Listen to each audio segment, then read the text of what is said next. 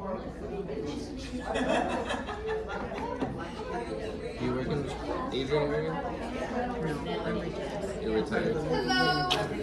Oh, Thank you for being here with us tonight. Just We're coming here to excited to have support. this presentation, The Stuff of Life, with Dr. Patricia McDonald. My name is Chelsea Boss. I'm the Assistant Director here at the Adrian District Library. So just a couple housekeeping things before we get started. We are recording tonight's session. It will be put up on YouTube, but hopefully tomorrow. So you can share that with anybody, or if you missed anything on the presentation, you can certainly go back to it afterwards. Out here in the alcove, there is restrooms and a drinking fountain. We also have some other beverages up here. In the event of an emergency, there are stairs in this back corner that will take you towards the front of the building, and then the stairs up here will take you towards the middle of the library, towards the back. So just use those, don't go on the elevator. But other than that, we're very excited to have this. And I do have program evaluations if you are kind enough to fill that out before you leave tonight at the table.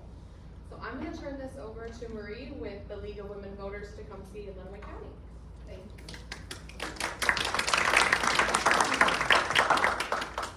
Good evening.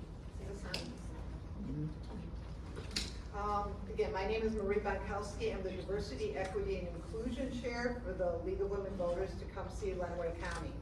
So on behalf of the League, I'd like to thank you all for attending this special event. And then also I'd like to thank Chelsea and the Adrian Library also for partnering with us on this event. Before I get into a little bit more introduction, there is some literature from the League of Women Voters on the back table. So after we're all done this evening, if you want to peruse that and take any of the literature, that's for your taking. So just to let you know. So our speaker this evening is Dr. Patricia McDonald. She's a member of the Adrian community and also a member of the Adrian Dominican Sisters. She's an educator, certified social worker, and licensed professional counselor. Dr. McDonald has an extensive resume, and if I were to really go through everything, I would be up here for quite a long time. So I'm trying to condense it a little bit. She has an extensive resume with much experience in education, counseling, administration, consulting, and of course speaking and facilitating at various workshops. She has also authored a number of articles and books. Dr. McDonald began her career as a grade school teacher in Michigan and also in Florida. She has taught at Siena Heights, Eastern Michigan, Central Michigan, U of D Mercy, and a few other universities as well. She has experience working in mental health and has presented on topics such as human trafficking, anger and forgiveness, leadership, managing anger, PTSD, and again, so much more. Dr. Pat earned her bachelor degree in history and master degree in guidance and counseling from Siena Heights. She earned her doctorate in educational leadership from Western Michigan University. Again, I can go on and on, but without further ado, it is my pleasure to welcome and introduce Dr. Patricia McDonald.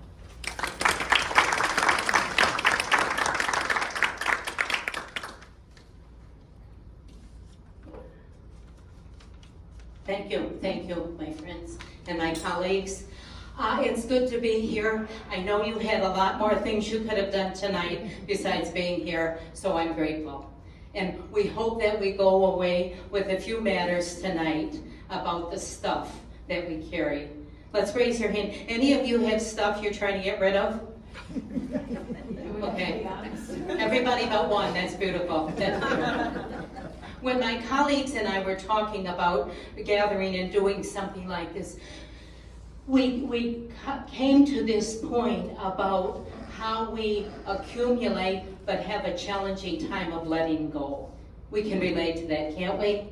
And sometimes we run out of space trying to fit everything in. And I've seen a pattern in the last few years of some of my colleagues who don't know what to do and don't want their mothers and their grandmothers' family china. Really, honestly. One person moved from out of state to Adrian, and she to our healthcare facility on campus. And that was her big issue. What do I do with my grandmother's china? Because generation, her nieces and nephews and great nieces and nephews, that's not their world today.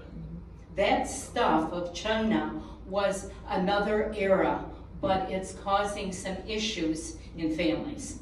So whatever the issue is, just let's look at it. Because when we talk about the stuff of life, how do we create changes so we still have life and we can let go of some of the stuff, right? Because how many, we've gone to funerals, you don't see in the casket all this stuff. You don't see the china. You don't see all the special records or etc. So this is talking about tonight about the different kinds of ways we can look. And I have a few things we'll go through. And we're going to go, I'll talk maybe close for an hour or something, and then we'll have some questions and answers, okay? And if you don't care for what I'm saying, go over and have the cookies. They're really good, okay? One of the things in working with the League of Women Voters, when you look at what we do at this age of our lives, we want to recreate, we still want life. We want to do and be, and we have to look at how we can do and be. And one of the things I want to just start out with is this, which is 1,440 what? Seconds. You know what that stands for? Seconds in a minute. Minutes in a day. Minutes in a day. All of us have 1,440 minutes every day. And my question is, what do we do with those? How many of these do we lose in the process of trying to decide what to do, or carrying unresolved emotional issues, or being angry with somebody, or not knowing what to do? But this is a good reflection on all of us. And when we look, we've got a wonderful friend right here from Siena Heights. So he's probably the youngest, right? And why did you come tonight? I just came because I wanted to hear from you and just learn about different perspectives from you. Okay, so you've got a lot of wisdom people right here. You can pick up some excellent techniques, okay? So if you want to get on YouTube, because this goes around the world, I'll come and you can ask a question and we'll see your face, and then it'll go all over. And you can brag to your family and friends, okay? Okay. One of the things about that is in my mental health work over time, how many people lose so much of their life and time with stuff they have no control over. Make sense? And we have to look at that, my friends. We're here to have life and have it more abundantly. We hear that in scripture, we hear that in our churches, if we go to various places, but how do we have life and how do we make it work for us? Because many people, since the last 5-6 years with the world issue of COVID, we have more and more mental health issues than we have ever had in recorded history. And so we need to look at how we do something. And I want to show you another picture. Anybody recognize that? What is it? Oh, yeah. So what? Looks like a fern. So what? It looks like a fern. That's a picture of the jail cell, got it, of Nelson Mandela, where he was in prison for 27 years for what he believed in. And I had the privilege of being in South Africa doing a talk on post-traumatic stress disorder. And the people of South Africa are still dealing today with the colonization of European countries that came in and took their land. And one woman said to me, this will never forget it, she said, the Dutch came 2 generations ago and took my grandfather's land. And I was thinking, that's painful to her. And I was thinking, we don't know what people are dealing with in their stuff. And one of the things I loved, I took this picture and I stood outside that, and he said, when apartheid was being talked about and the prisoners were released from Robben Island, this prison cell, he said he knew he could not take his anger with him because he could not then do the work for his country people. That was very powerful. And I read the book Mandela after, and I got a sense of how he chose to live his life. And he worked for his people, etc. And the irony, we went by his house where he lived with his wife. It was just a little simple 3-bedroom ranch house. 5 blocks down the same street is where Bishop Desmond Tutu lived. So I'm thinking, 2 Nobel Peace Prize winners living on the same street. So I said to myself, what's happening in your neighborhood, Pat? Who's making a difference for society? And that's what we do, I think all of us can do when we begin to look at where we can make changes, healthy changes, and let go of some stuff that's not helping us. Does that make sense? Because sometimes it's real interesting working with folks who live at another point in time, living in the past. I need 2 helpers. Who would come up here and help me? Just do something. You don't have to talk, but you just have to do something. Okay? Oh, wonderful, come on. And there are 8 dolls in here. Nesting dolls. Open them up, line them up, and put them together, okay? And while he's doing that, I just want to look at some of the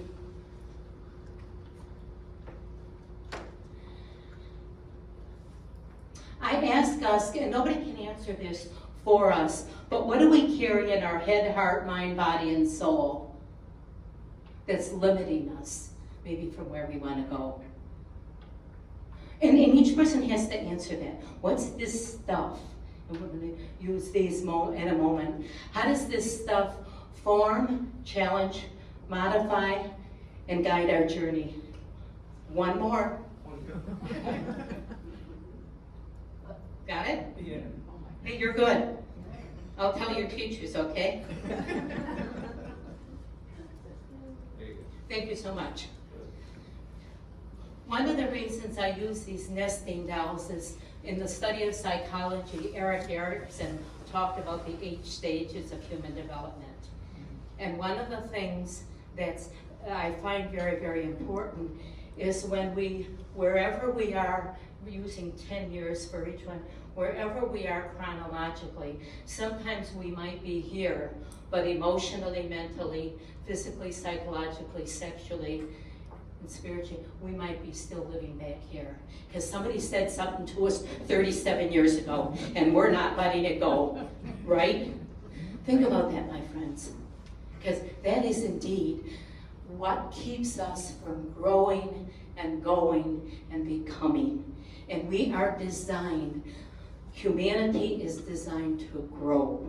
And if we stay in areas that aren't so healthy, that's not life-giving. We're hanging on to stuff from way back when. Not so good. So what might we evaluate as we go down the paths of our lives? What might we do to bring about the change?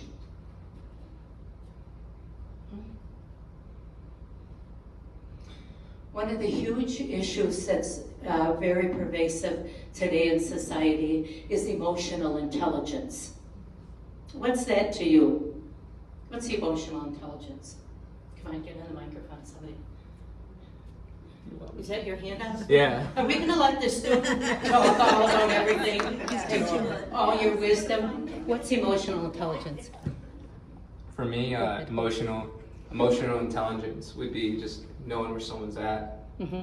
and like you can see it in their face, just like looking at somebody's face. Because I work as a CNA already, so I got to be very emotional intelligent with some of my patients, knowing where they're at and knowing where Okay. they want to go. Okay. In the nursing program, huh? Yeah. Okay. No, in the nursing home. 'cause The I work- nursing home, okay. Yeah. And you're right, have you ever met somebody that does not manifest healthy emotional intelligence? Nod your head if you do. Oh my gosh, it's a whole room, yeah. Pardon?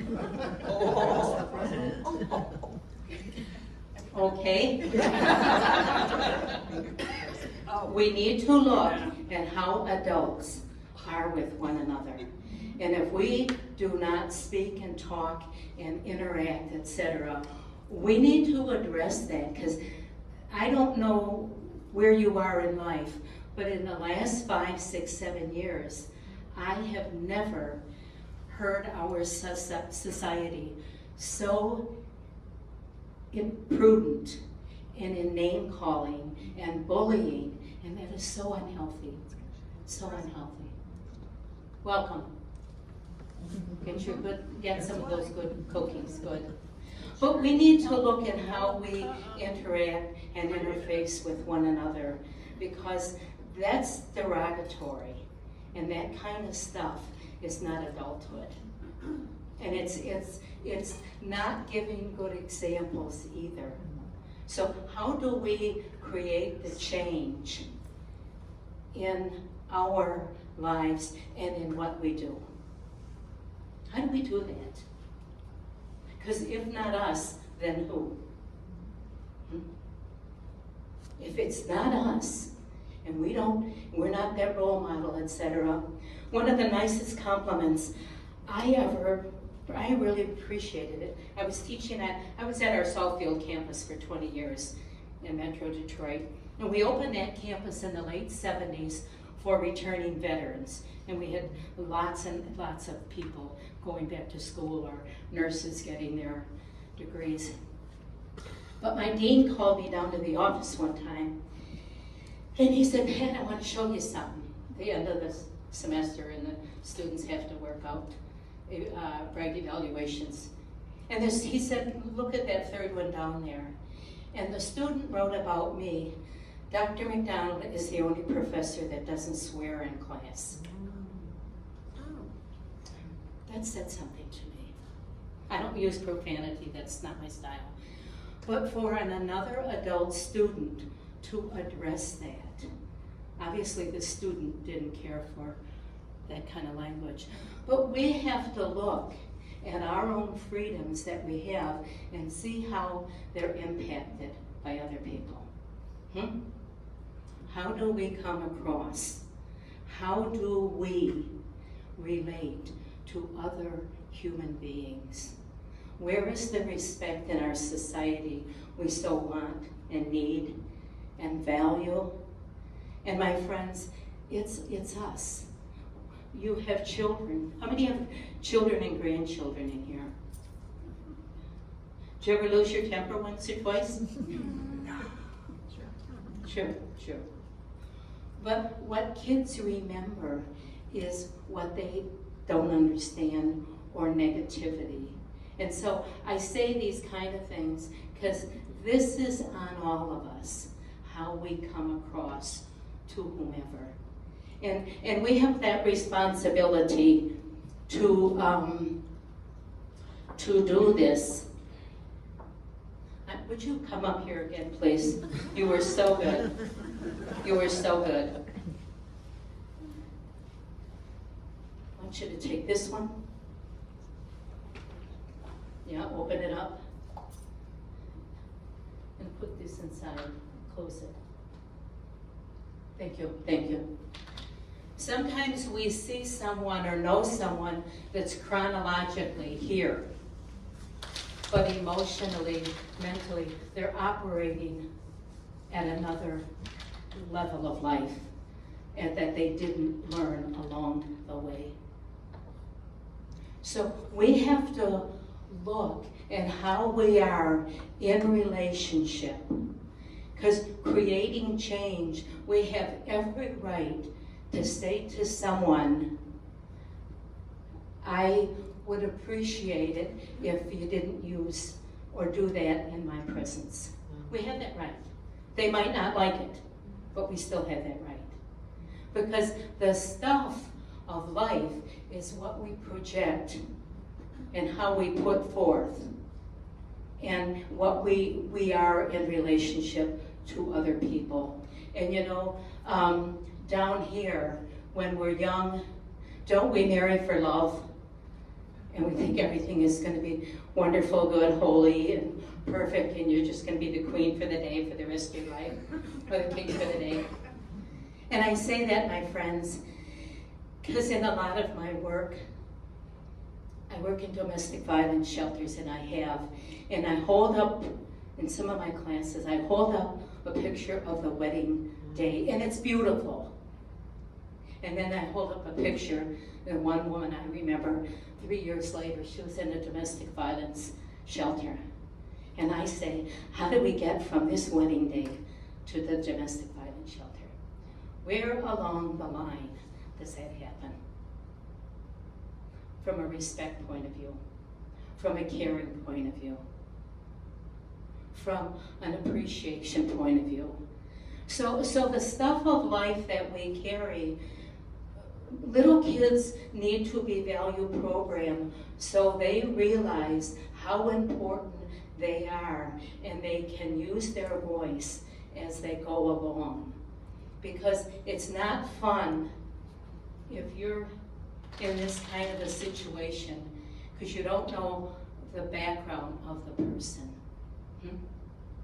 So the stuff of life is, sometimes we have to ask people, and I have done this, I said, what are you getting out of carrying that around?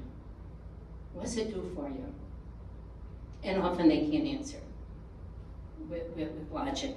So we have to look at our personal introspection. Does it help me assess, redesign, or modify some of the choices I've made? That's on each of us, my friends. And there's no perfect one way of doing it, but each of us has to arrive at whatever it is that's going on. Because the stuff of life can really weigh us down. And it can really hurt and or harm our being. It really, really, really can. Another picture, we know what is above the water is our what? Your The success. iceberg, The iceberg. but it really, And, I'm yeah, very familiar with that. good. Why are you so familiar? Well, actually, from a different standpoint, because in my younger years, I was a speech pathologist, and I actually specialized in working with people who stutter. Oh, And that was something that we used to show people, to educate people on when you hear a person stutter, all you're hearing is that.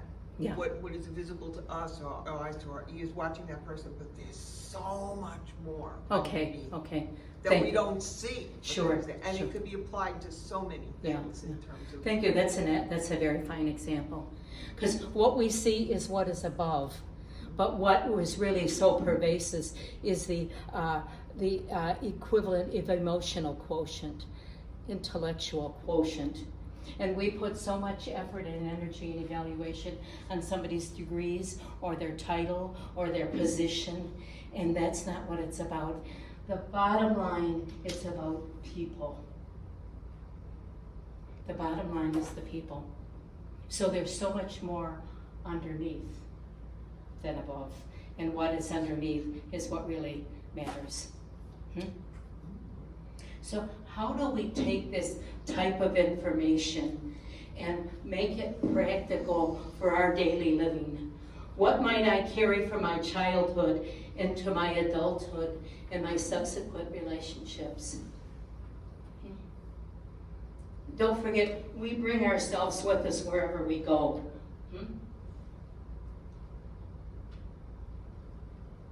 And we, especially when we marry, we don't know what's coming, what other baggage is there. No, I know you're all perfect, all the people here, you know all this stuff. But think about that, my friends. What we carry into relationships, and then what we get in the behavior. And it's just very, very interesting I was teaching a class in Troy for Central Michigan, and the sheriff of Troy, he's Andy Satterfield, just is a great guy. And we talked a lot about emotional intelligence. And he said to me, we talked at break and before and after, and he said, Pat, I could use this kind of stuff for my police officers, the men and women that are under my control and command. We never hear about this kind of stuff. We only hear about breaking laws and arresting people and bringing people to. He said, how do we get better as police officers to help people live a better life, live a different life? And I thought, oh wow, he was onto something. He got it. And the course was emotional intelligence within organizations. Because we don't talk about, we assume adulthood when we walk into our jobs each day. We assume adult behavior, don't we? Do you always get it? No. And we won't name names here, right? This is all secret stuff. But think about what you deal with on a day-to-day basis. And think about what it is you have within your power to bring about control and change. And I use this list, and you'll notice so I can always remember them. I made them in alphabetical order because I taught first grade for 1 year. The emotional, mental, physical, psychological, sexual, and spiritual. We're all a part of that, every one of us. How does that play out? How do we deal and cope? And we can't separate that within us. Every one of us are all of those things. All of those things, all of the time. We don't always know it.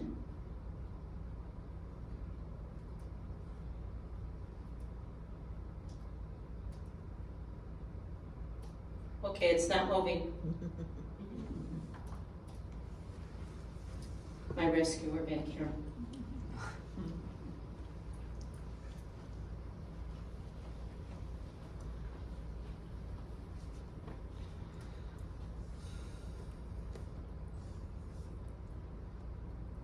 Okay, you can close that one out, see, Simpliches? Yeah, go to the next one, the attitudes, yeah, thank you. You can make that full force. Thank you. Appreciate that, that's good. I was hired in the Metro Detroit area with St. John Healthcare Systems. They have a lot of hospital setting, and they put their employees through training, 3 professional trainings a year at all the different sites. So I started out with, if you know Detroit, the big one on Ross. And I gave this talk, and it was just on attitudes of life, how do we deal with life, just normal everyday kind of stuff. And valuing the person, valuing the soul, etc. And this elderly black woman was sitting right in front of me by the lectern, and she was there the whole time. And she was really attentive and everything. And when the time was over, I was going to go back to the same setting and work with another group of their employees. And Kate went back 3 months later, and she came in again. And she came up, and she sat in the same seat. And I said to her, well, welcome back. I remember you from 3 months ago. I said, I'm going to give the same talk, so you don't have to be here, because you know you can come to the next subject matter. And she said to me, honey, I came back to listen to you because you touched my soul.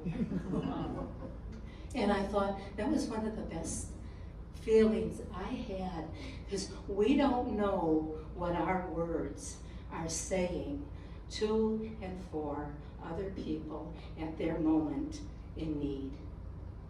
And we don't know what people are carrying with them. And we don't know the challenges they face. That's why we're mandated to be for other people. We're mandated to cherish and value and accept. And really, our attitude is key. A positive or a negative or mixed reaction to a person, object, or idea.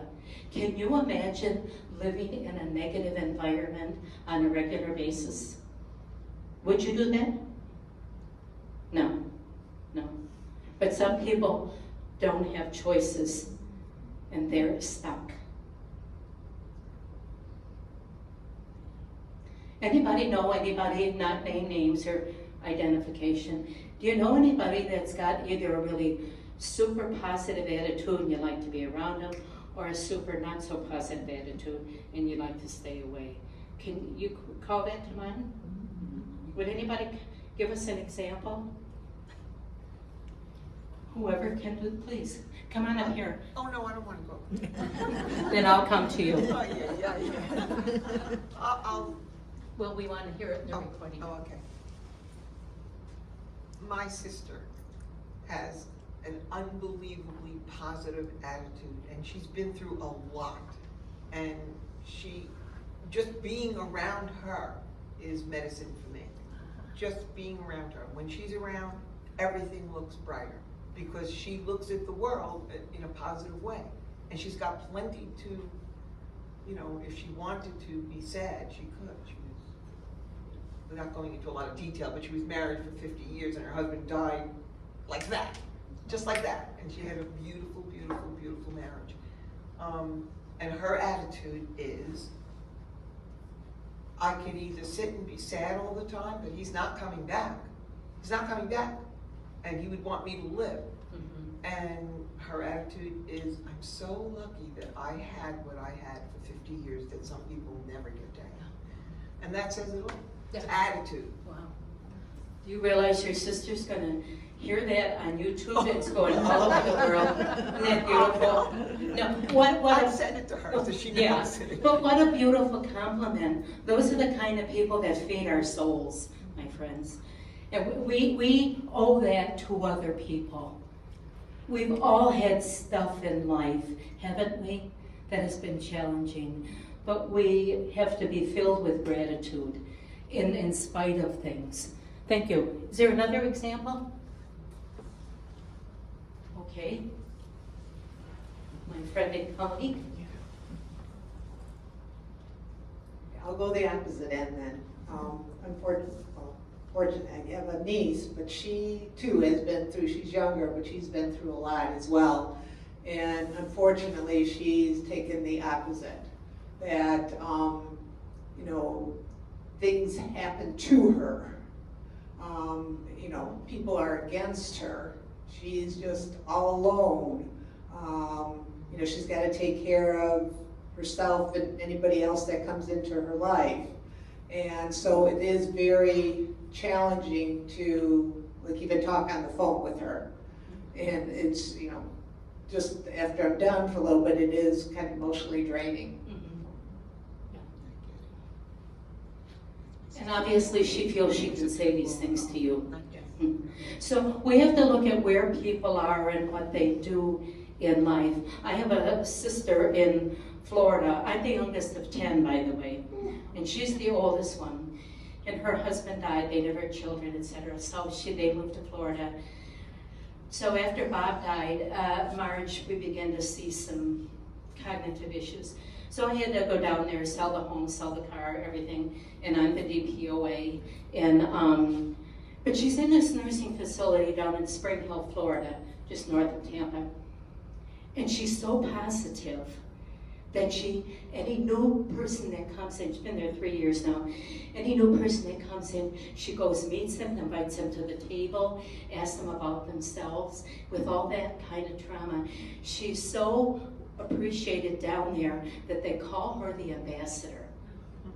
And I thought, what a great comment to have that image. And all of us can do and be for other people. So we need to look around and embrace those people that we emulate, that we admire, and replicate some of the ways that they exchange. Because we're constantly, all of you, all of us, we're constantly teaching and giving off examples to and for other people. And they remember that. And that's critical and essential. It's critical. So our attitudes and conformity, how do we manage those? Somebody want to read that, please, for conformity?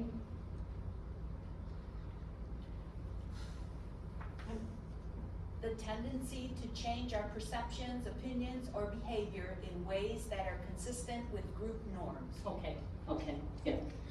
We have that obligation and responsibility. And when we have leaders or other people in positions of power and authority that don't do that, we have to call that to task. Because that's not fair to the whole. It's not fair to the whole. We need to look at group norms, how we want to be with and for each other, so that we can constantly make a difference in our lives. And we look at all of these influential situations, people. I want you right now, with somebody sitting near you, to just have a little conversation of what up there, one or two things, impacted you growing up around how your attitudes and influences got formed. Talk to somebody near you. My parents in school. Those were the biggest influences. Yeah, because in school, I was always looked at troubled, but I had a lot going on at a young age, so no one really could understand why I was acting out. And then parents had never really, parents was kind of inconsistent until I was 8, because I was adopted at 8. So, school, I remember everything. I just remember never getting it. I mean, yeah.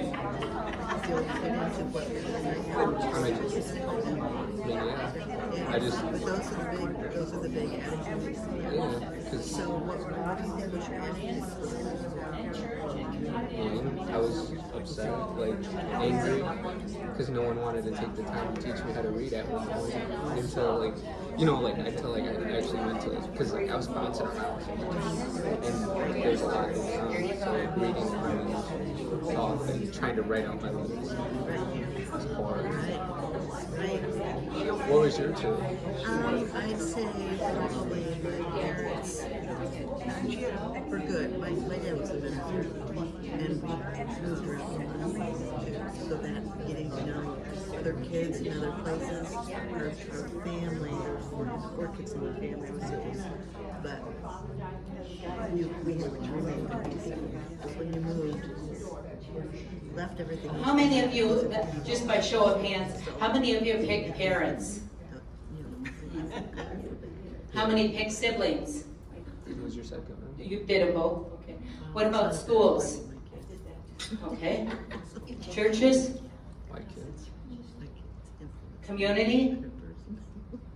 Experiences? Life issues, life happening? And some question marks, huh? Keep trying.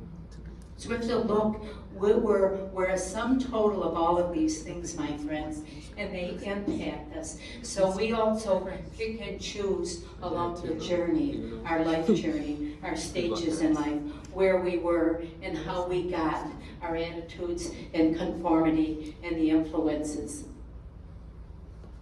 School psychologists study the thoughts, feelings, and actions of people in social situations. And social psychology deals with group behavior as well as the behavior of the individuals within the groups. And we don't always know until sometimes in group therapy sessions what people choose to reveal.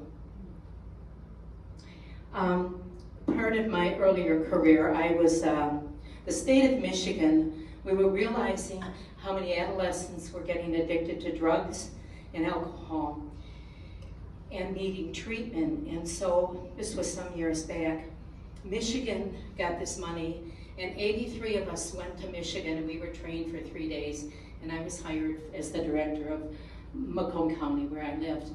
And we were dealing with child sexual abuse and the residual effects when that happens to children, what happens as they move along. And then we begin to see people who cut themselves. So cutting was really pervasive. But see, nobody talked with these young children. And so what we did is we had group treatment at our place, a group for the non-abusive parents, a group for the pedophiles, and then 3 groups for children age appropriate. To try to help them understand developmentally what happened to them, which was not their fault, but they were acting out, and they did, and the choices they either made or didn't make, the decisions they either made or didn't make. Because if a human being doesn't have help about what's going on within, the body keeps the score. And there's a great course, you might even take it. It's called Neuroscience, Hope, and the Spirit. And the textbook is The Body Keeps the Score. I happen to have taught that course. And what we know now, this psychologist, a doctor out of Holland, came to Harvard, and he's talking about the trauma that people have in their lives, that if it is not dealt with, it's pervasive as we go along in choices and the stuff we carry and the lack of creating change in people's lives. So we have to look at the full human,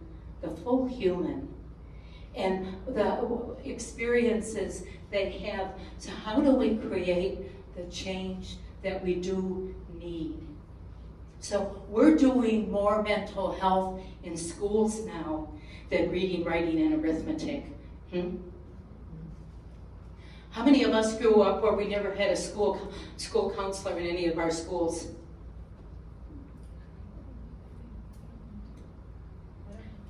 No. Look, again, we look at society. We look at the stuff of society. And I remember teaching in Lansing for 3 years, and I was sent to Florida. But in the first 9 years of my teaching career, I never had one child come to school with psychotropic medication. It wasn't part of who we were. It wasn't. And now, you almost don't get a whole classroom with medication-free kids. What's that saying, huh? Well, how we're treating, how we're doing these kind of things. So we are responsible for one another, and we can do changes by way of helping. And a big part of it is how we are to one another. People don't want things as much as they want people there for them. To vote for what is right, to vote for wholeness, happiness, ethical aspect, education that is fair, letting men and women, boys and girls develop around who they are. We can't legislate what's under someone's skin, my friends. We can't do that. And we've got a lot of people who are trying to determine how others should live or not live. I like this quote from Edith Hamilton: to be able to be caught up into the world of thought, that is being educated. We have a variety of issues that people are trying to deal with. Why should society feel responsible only for the education of children and not the education of all adults of every age? So we keep on learning. That's why we want to thank the Adrian Library directors for bringing different thoughts. Thank you. For we're always all in process of becoming. We're all always in process of becoming. We're discreet sheep. We wait to see how the drove is going, and then we go with the drove. He was a smart man, huh? So how do we create the paths and move out? And G.K. Chesterton, the chief object of education is not to learn things, but to unlearn things. That's the stuff of life. That's the stuff we carry on. And that's where the ambiguity comes in. And I'll bet some of your patients that you deal with, some of their sickness, it's real, it's in their bodies, but a lot of it is up here, isn't it? So when we're working with other people on various levels, I had the privilege of, when I was in Florida, with the Foreign Study League, we took students to Europe for the summer, and they went to 6 weeks in 6 different countries. And in the afternoons, we went out and saw the culture of the city. And of course, everybody goes over there, and they took, I one student, the first week she was there, at the end, she called home for to her mother in Fort Lauderdale for more money. She had spent $1,500. Now, I didn't have $1,500, probably that whole summer I spent. But the point of this, she was buying things.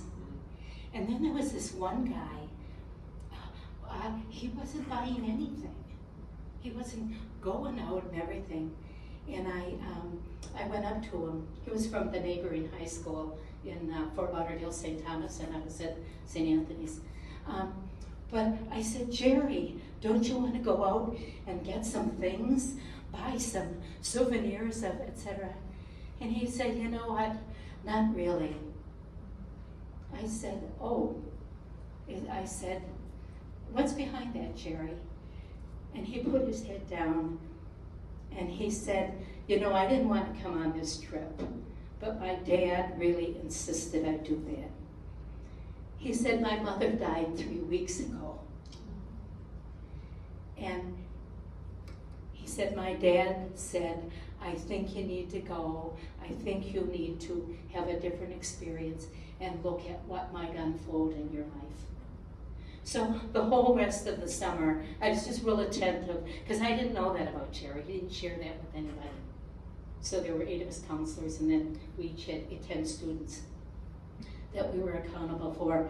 But I share that story because we don't know what other people are carrying at the time they're dealing with whatever it is.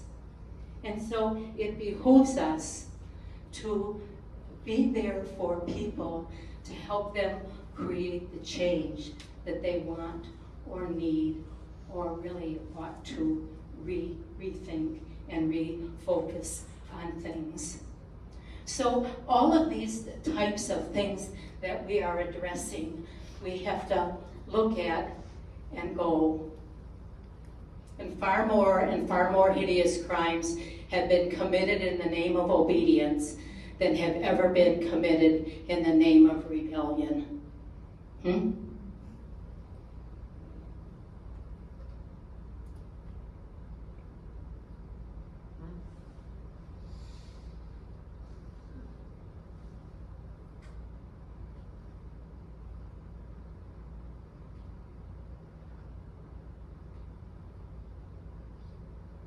Just want to do a couple of more things. I also want to hold up this. The emotion of anger, it's real, and we all have it, and we have to address it and deal with it. And if we don't deal with our anger, we are one letter away from danger. If we don't deal with our anger, we are one letter away from danger. And look at what happens in our society when people don't control their emotions. The pervasiveness of guns and knives and other destructive forces or behavior. So when we're working with others or when we are seeing some inappropriate behaviors, this is something we're obligated to step in and at least divert the person or talk with them, because this is so destructive, and we can't let it keep on going. We can't do that, my friends.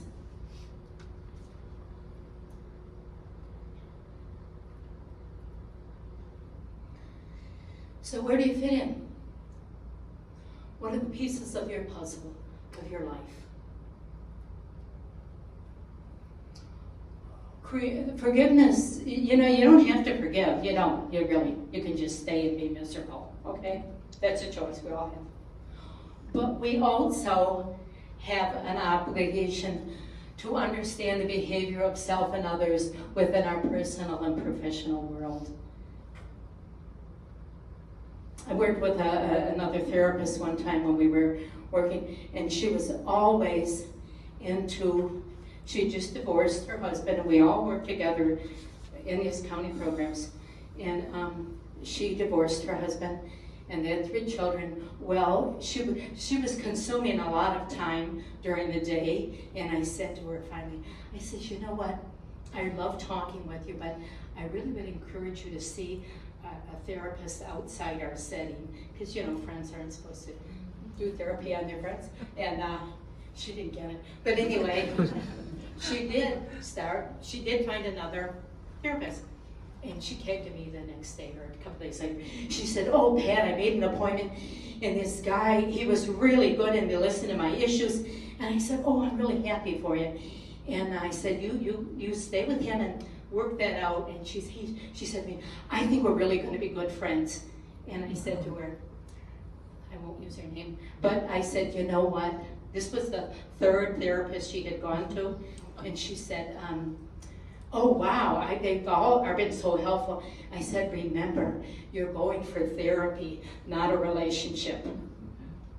But people don't know often how to sort out the resources they have in their lives.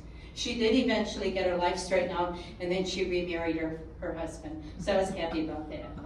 But we have to look at how do we learn to communicate effectively by understanding inappropriate behavior or verbalization. And we have to do that, my friends. We have to look at what's going on. If we're going to choose life, we've got to forgive. We've got to let go. We've got to put ourselves emotionally, mentally, physically, psychologically, spiritually in another frame of reference. Because if we don't, we stay stuck. And that stuff of life limits us, and we can't create the change we need or we want.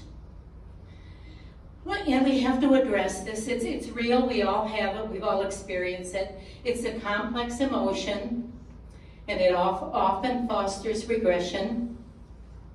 And our anger, we need to understand where it's coming from. And chronic anger can be problematic and can cause some serious emotional and physical problems. And it's what we do with our anger what matters the most. Sometimes I remember, I learned this from some talk I went around anger, and when somebody that I encountered was always anger, we were taught to say, who's bothering you? What's bothering you? And where's it coming from? Because if we hang on to it, we cannot move. It literally makes us sick and immobilizes us. So we do have to look at the action of forgiveness, because it's powerful. It's powerful.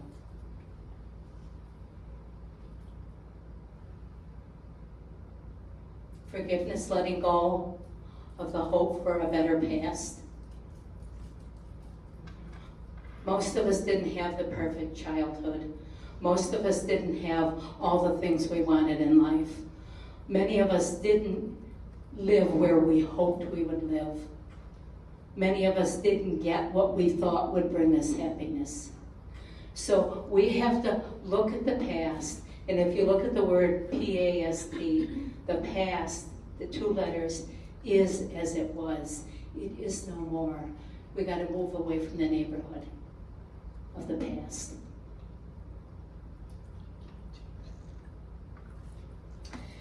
I kept dealing with some groups when I was doing my therapeutic work. And forgiveness is a really, really, really hard thing to do.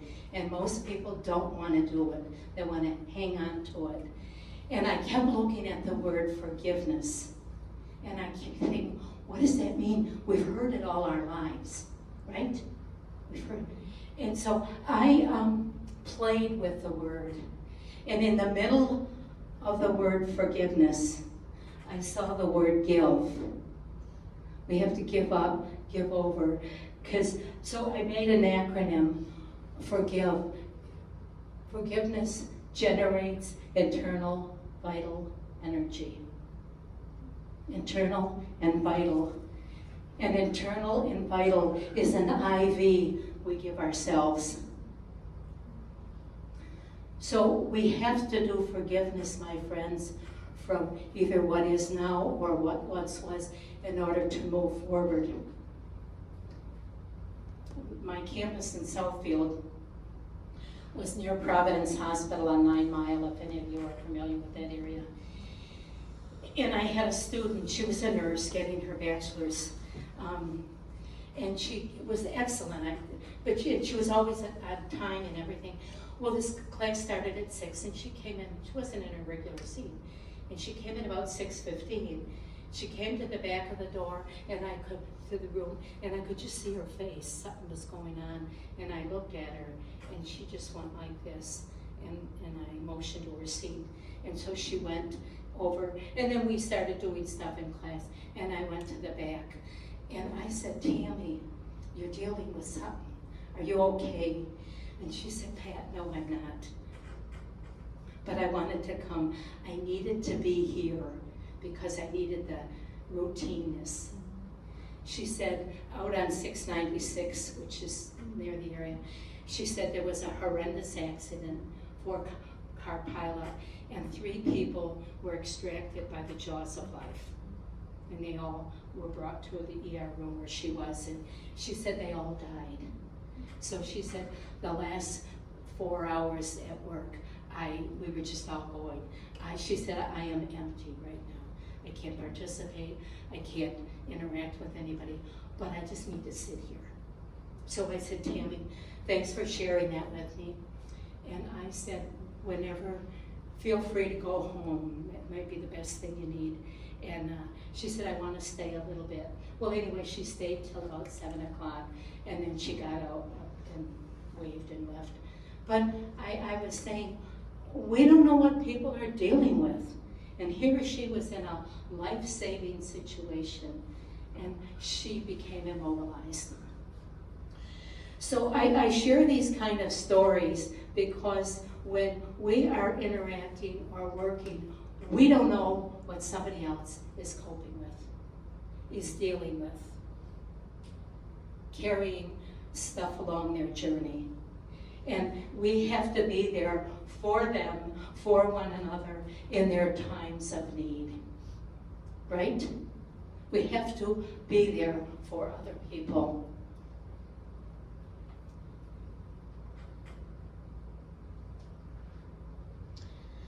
So anger and forgiveness do go hand in hand. It's the big choices that we make that set the direction, and it's the small choices we make that get us to the destination.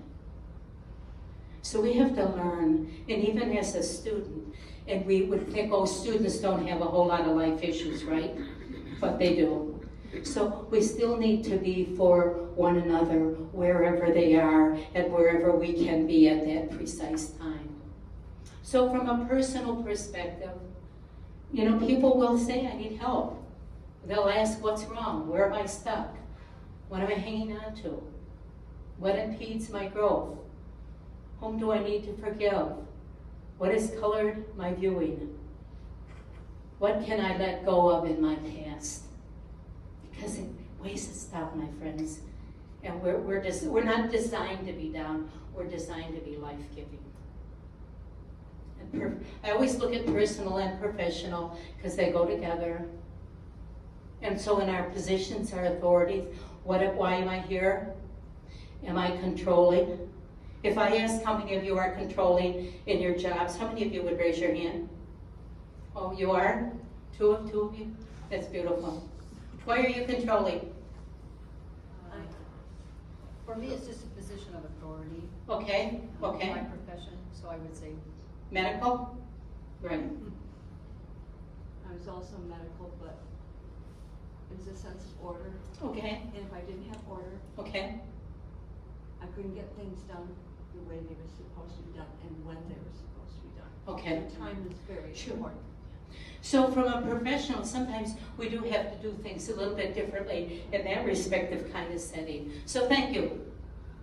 How much can I do? What can I do about my current position? Sometimes we don't have authority, we just have to be there. How can I improve my present surroundings? Am I giving the best I have to offer every day at work?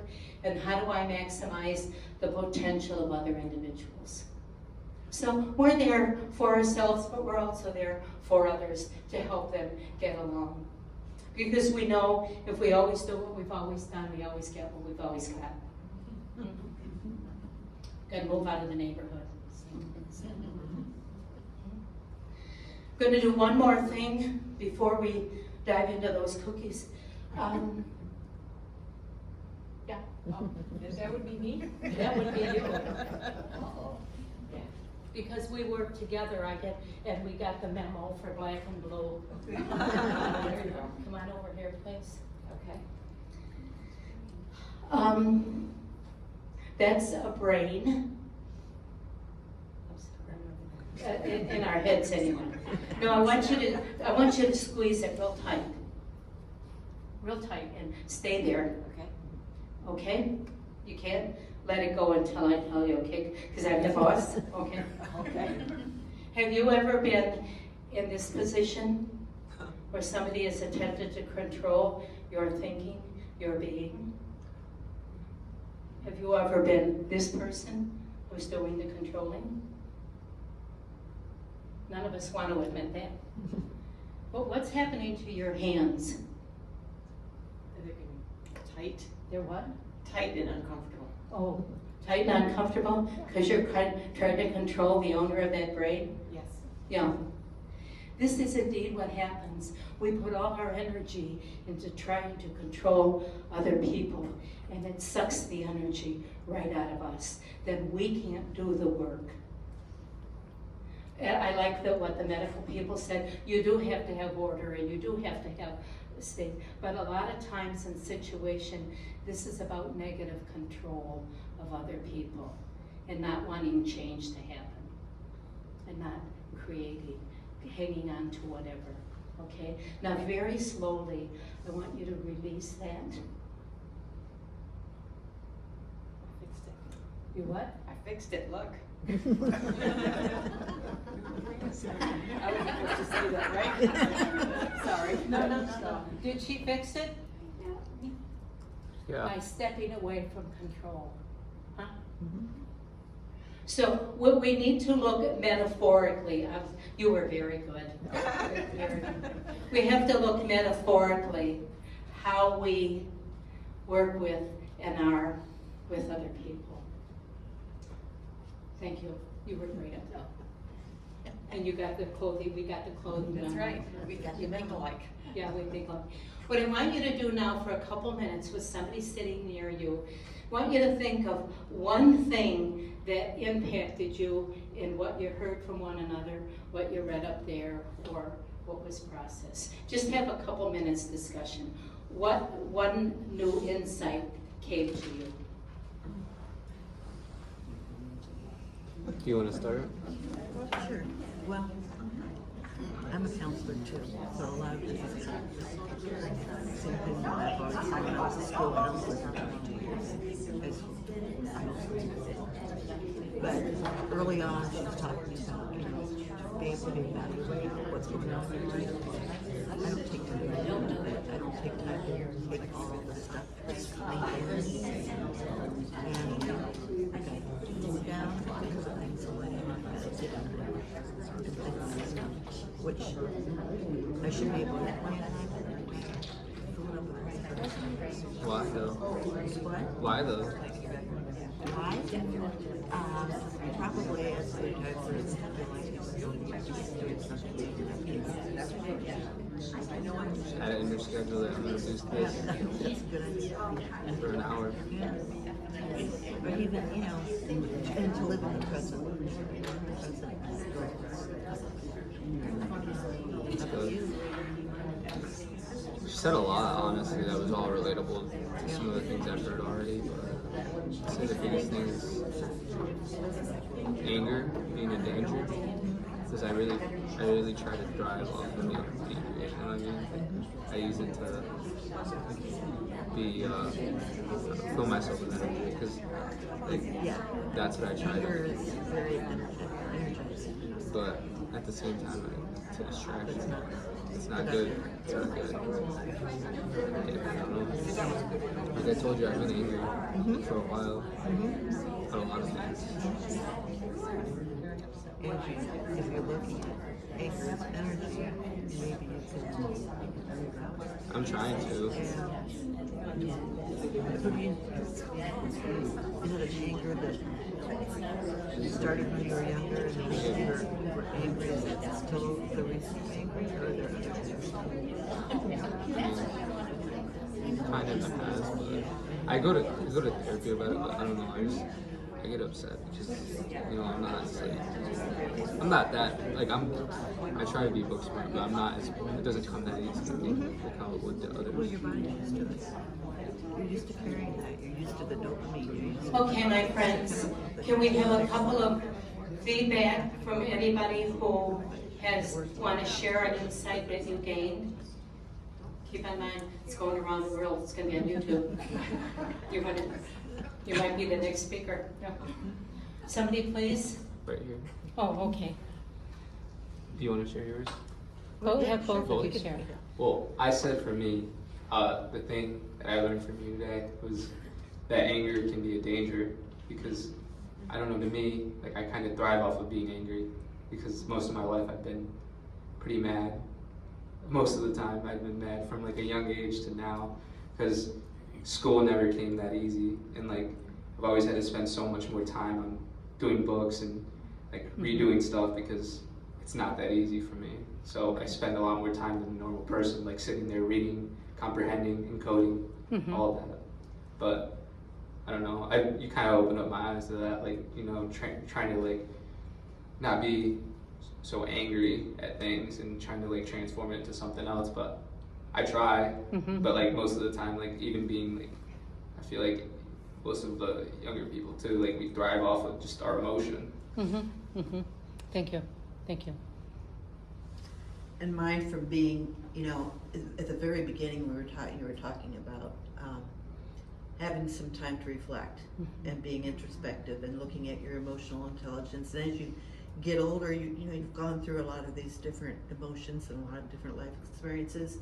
But and when you retire, you think you've got all this time to be reflective, and you fill it with other things because you still want to be of purpose and of use and all those kind of things. And I think sometimes my colleague hears that maybe you should just schedule it.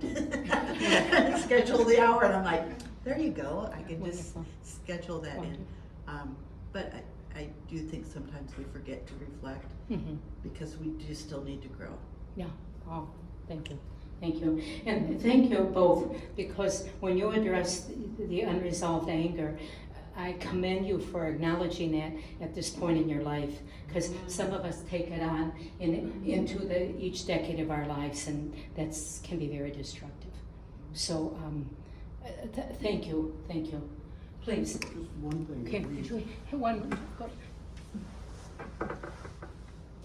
One thing that my wife and I discussed was that if it's not that someone did something to you, they did it to someone who you loved.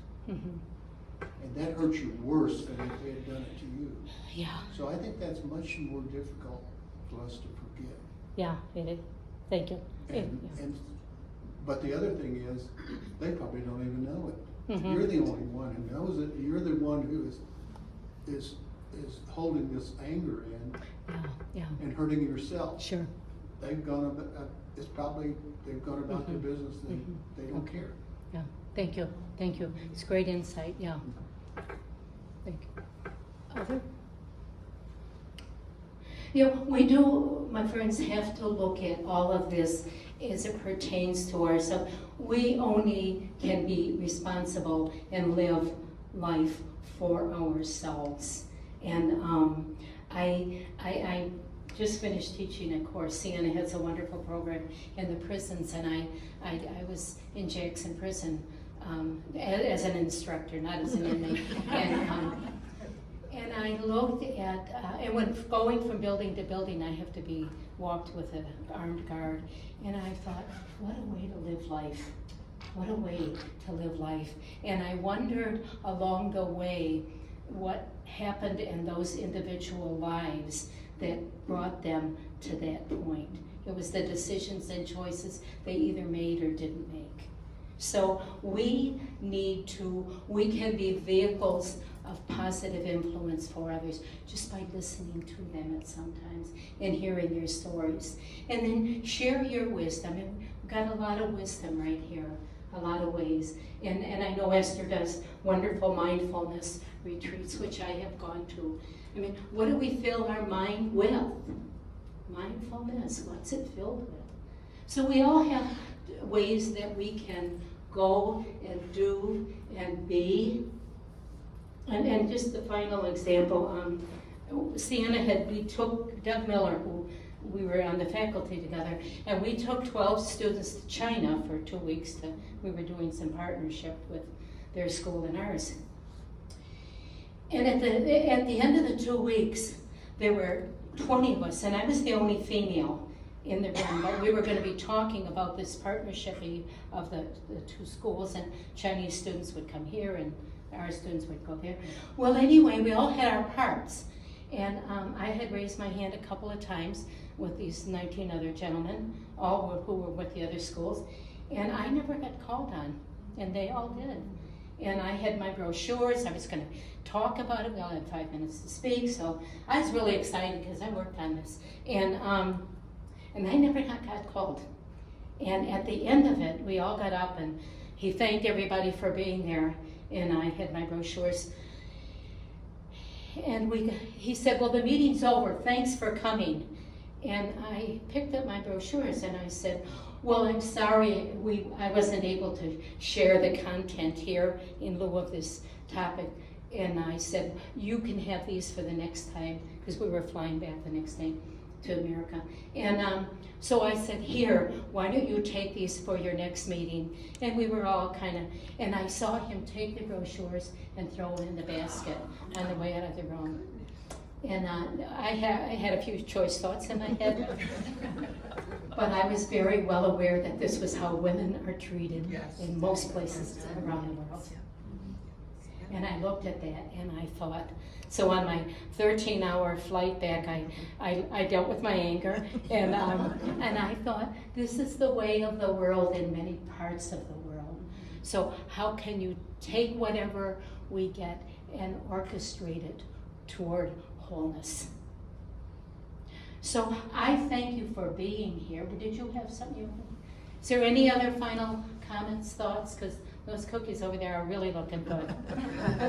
And we have a final, I thank you for being here. If you want to come up and make your final paid political announcement. But take this information. Here's one more thing. I just wanted to say, I really enjoyed that talk, and I just wanted to keep getting like another reason too for being here for me. It's like just to keep getting knowledge, because I'm a first generation student too, and so that's something that I've been trying to work on. And I grew up being, like I told her, I grew up in foster care, and I didn't get adopted until I was 8. So, I've been trying to keep pushing and keep pushing myself, but I just wanted to share that with you, because Thank you. I thought it was really nice to hear all that. And I'm just trying to be the thing that I've been trying to do is build a standard and be the trailblazer eventually, and keep passing on knowledge, because that was something that you touched on. But I just wanted to say, that's what I hope to do eventually with whatever degree I get, keep passing it on. Thank you, thank you. You're our future, thank you, thank you. Thanks for being part of Sienna.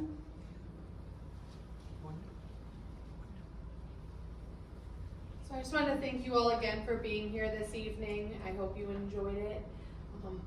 Before you leave again, I do have the evaluations on the desk back there. If you can just fill it out quickly. If you have any suggestions for future programming, please jot that down. You can just flip them over and leave them up there for me. And then on your way out, if you are not already signed up for our e-newsletter, or if you don't live inside the district, that's fine. You can still sign up for our e-newsletter, and we can help you with that upstairs at the desk if you would like to. It's a once-a-month email. You can always opt out if you change your mind later, but it does have all of our events on it and things that we have going on here at the library. And I want to thank the League of Women Voters to Come See Lenawee County for bringing this here to us. So thank you so much, and thank you. Thank you.